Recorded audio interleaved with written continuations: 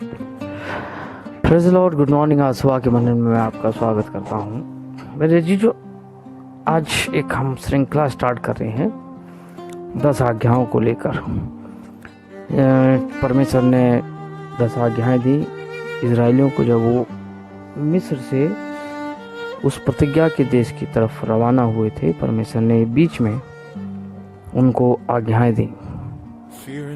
मेरे जीजो, यह हमें समझने की आवश्यकता है कि आज्ञाएं हमें और उनको इजराइलियों को कब मिलती हैं।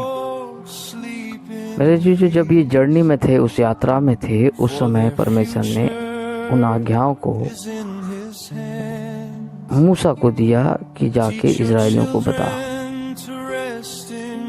इजराइलियों को जब परमेश्वर ने वो आज्ञाएं दी, जब कहा कि तू जाकर इन आज्ञाओं को देना। 10 आज्ञाएं हम बेहतर जानते हैं। निर्गमन अध्याय 20 के अंदर परमेश्वर ने वो 10 आज्ञाएं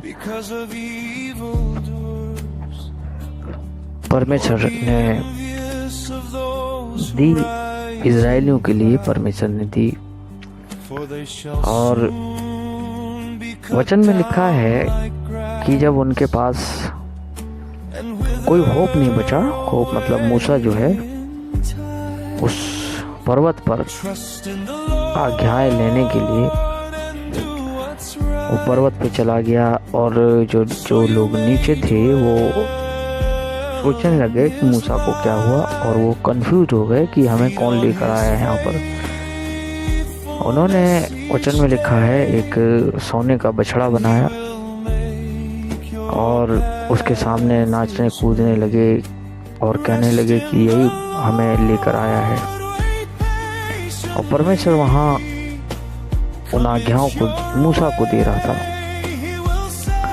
उन 10 आज्ञाओं को मूसा को दे रहा था। परमेश्वर ने आज्ञा दी। पहली जो आज्ञा दी, आज्ञा जो थी वो निर्गमन अध्याय 20 के 3 में है। पहली जो आज्ञा परमेश्वर ने मूसा को दी वो ये थी, तो मुझे छोड़ दूसरों को ईश्वर करके न मानना।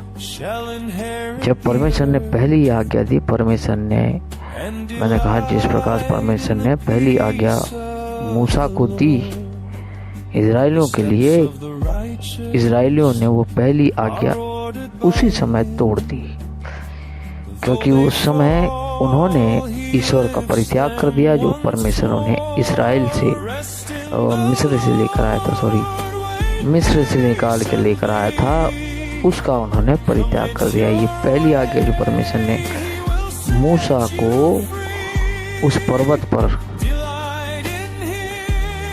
दी, उसको, उस पहली आज्ञा को इजराइलियों ने पहली आज्ञा को ही तोड़ दिया। मेरे जीजो, मनुष्य इस संसार में परमेश्वर की आज्ञा हमेशा तोड़ता आया है। कोई भी परफेक्ट नहीं है। Nobody is perfect in this world. कोई भी परफेक्ट नहीं मेरे जीजो। इस आज्ञा में लिखा है, तू मुझे छोड़ ईश्वर करके ना मानना। मेरे जीजो, हम दूसरे तरीके से भी इस पे प्रचार कर सकते हैं, दूसरे तरीके से भी इस पर बात कर सकते हैं, लेकिन जैसे मेरे जीजो, मेरा जैसे हमेशा थीम रहता है अनुग्रह, जैसे मेरा थीम रहता है अनुग्रह। परमेश्वर को पता था कि मनुष्य उन आज्ञाओं को, उस व्यवस्था को पूर्ण नहीं कर सकता, इसलिए उसने अपने पुत्र अर्थात यीशु मसीह को इस संसार में भेजा। इस संसार में भेजा, उसने व्यवस्था को पूर्ण किया। उसने हमारे बिहाफ पर, मतलब हमारे जगह उस व्यवस्था को पूर्ण कर दिया।